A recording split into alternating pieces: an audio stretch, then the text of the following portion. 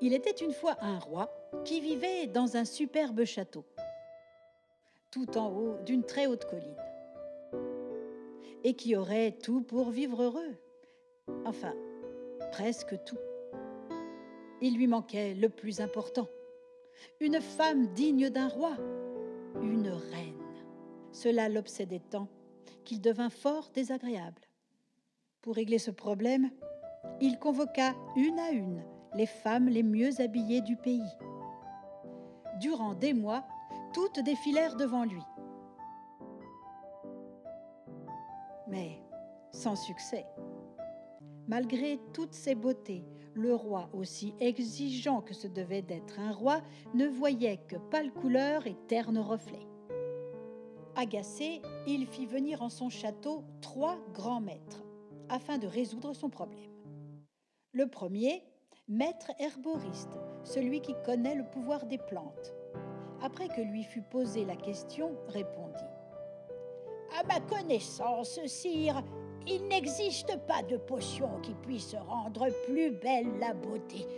Je ne peux vous aider. » À ces mots, le roi dit : « Maître qui ne sert à rien, rentre chez toi et ne reparais jamais devant moi. » Le second, maître magicien, celui qui connaît le savoir des anciens, à son tour prit la parole. « À ma connaissance, Majesté, il n'existe pas de sort aussi puissant qui puisse embellir la beauté.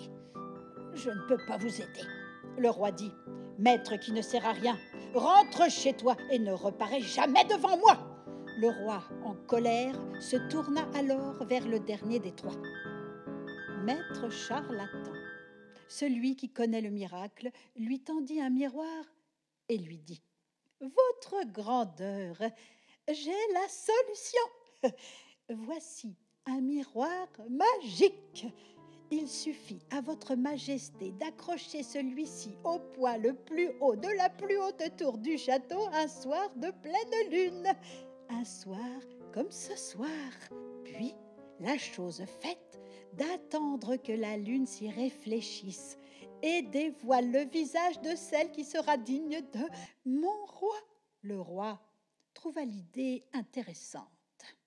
À la fin du jour, il grimpa tout en haut de la plus haute tour du château accrocher son précieux objet magique. Une fois fait, il attendit, impatient, à côté. Quand le premier rayon de lune apparut et se refléta sur la surface du miroir, le roi voulut se rapprocher pour mieux y voir. Il tendit son bras, et son talon se déroba, si bien qu'il tomba. Oh !